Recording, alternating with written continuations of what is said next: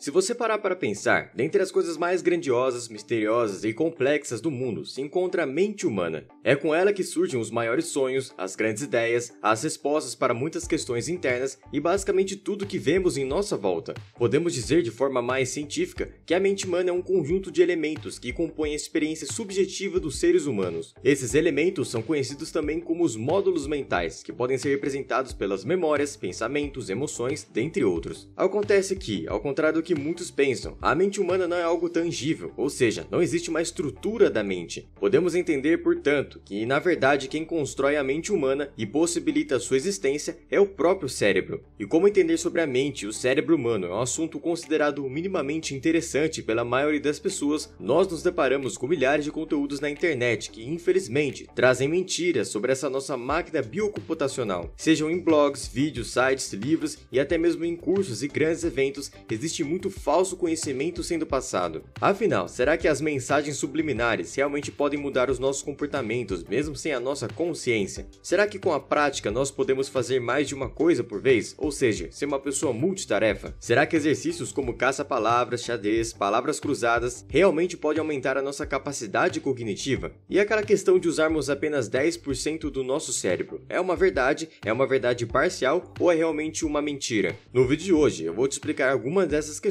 com as 4 maiores mentiras sobre a mente e o cérebro humano. Mas lembre-se, a mente que se abre para uma nova ideia jamais voltará ao seu tamanho original.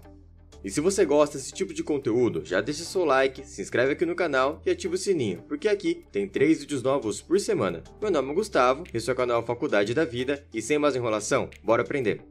As mensagens subliminares. Provavelmente você já deve ter ouvido falar em uma experiência realizada por James Vicary, na qual ele afirmava ter utilizado as mensagens subliminares. De acordo com o publicitário, ele teria influenciado as pessoas a beberem refrigerante após passar a mensagem "beba coca" na tela de um cinema. Esses fotogramas eram enviados numa velocidade que tornavam imperceptíveis conscientemente para o público, e James dizia ter aumentado as vendas. Depois desse relato, vários outros pesquisadores buscaram repetir o mesmo experimento, porém não tiveram resultados semelhantes. 5 anos depois, James confessou que teria mentido sobre a sua pesquisa e que, na verdade, as vendas não tiveram nenhum aumento significativo. Hoje, a ciência não traz nenhuma evidência de que estímulos fora da percepção e consciência podem nos influenciar. Por exemplo, imagens e sons tão pequenos ou que passem uma velocidade altíssima não irão influenciar os nossos comportamentos. Para esse tipo de mensagem subliminar, nós damos o nome de persuasão subliminar. Apesar disso, o que nós sabemos é que a percepção subliminar, que é diferente da persuasão, realmente pode nos influenciar. A percepção subliminar é a ideia de que toda mensagem detectada conscientemente pode nos influenciar, mesmo que nós não lembremos dos estímulos. Por exemplo, se você ouvir notícias negativas pela manhã, existe uma grande possibilidade de você ter comportamentos mais pessimistas. E isso poderá acontecer em pequenas decisões no seu dia e sem você se lembrar que você teve contato com aquelas notícias. Eu posso dizer, portanto, que a roupa das pessoas, o perfume, a decoração de um local,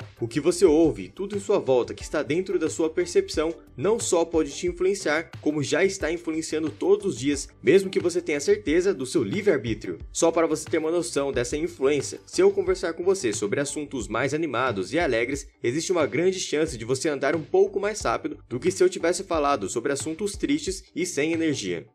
Usamos apenas 10% do nosso cérebro. De forma direta, usar 10% do nosso cérebro é um mito, uma mentira que é contada pelas pessoas desde 1929, mas que se propaga até hoje. Ninguém sabe ao certo de onde surgiu esse dado, mas com certeza esse é o resultado de algum erro de interpretação ou de uma pesquisa mal feita. Acontece que mesmo a neurociência sabendo que isso é uma mentira há muito tempo, ainda existem muitas pessoas que acreditam nessa ideia. Uma pesquisa realizada nos Estados Unidos em 2013 mostrou que 65% da população ainda acredita nesse mito dos 10%. Mas vamos então entender porque essa é uma grande mentira. Pense comigo, o que o dado propõe é que nós não utilizamos 90% do nosso cérebro, ou seja, a vasta maioria dele. Portanto, se você sofresse várias lesões cerebrais, de forma estatística, você teria grandes chances de não sofrer nenhuma consequência. Acontece que nós sabemos que não é bem assim que funciona. Qualquer lesão cerebral sempre traz sequelas que podem ser extremamente prejudiciais para você. Só por olhar pensar dessa forma, você já pode entender que nós utilizamos sim 100% do nosso cérebro durante os nossos dias. Mas vamos agora olhar para a perspectiva da energia consumida. Nós sabemos que apesar de representar cerca de 3% do nosso peso total,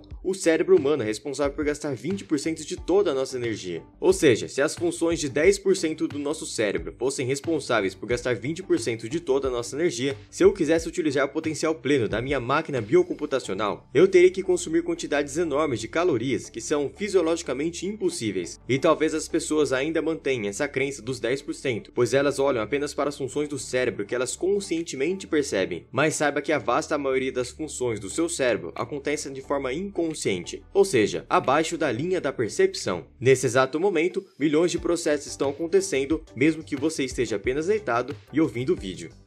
Podemos fazer muito bem duas coisas ao mesmo tempo. Está aí mais uma grande mentira cultivada principalmente pelas mulheres, que se identificam com as múltiplas tarefas do dia. Apesar de muitos acharem que estão realizando algo de forma mais rápida ou mais inteligente ao multitarefar, saiba que a nossa mente é capaz de focar em apenas uma coisa por vez. E ao fazer duas atividades ao mesmo tempo, você será prejudicado ou em tempo ou em qualidade. Mais de 14 instituições de ensino renomadas como Harvard e Stanford já provaram de diversas maneiras que quem multitarefa perde uma média de 30% mais tempo do que outras pessoas, além de fazer um trabalho com uma menor qualidade. Aqueles que se consideram multitarefas, na verdade, são grandes alternadores de foco, pois nesse momento o que você está fazendo é mudando seu foco de uma atividade para outra, e quando fazemos isso, temos um pequeno atraso no nosso cérebro, como se fosse aquele pensamento, o que eu estava fazendo mesmo? Assim, com pequenos atrasos de atenção, você acaba demorando mais para realizar as atividades do que se você tivesse feito uma de cada vez. Além disso, fazer duas coisas ao mesmo tempo pode inclusive afetar a sua capacidade de memorização e retenção de conteúdo. Se você assiste a um vídeo, palestra ou aula enquanto mexe no seu celular, por exemplo,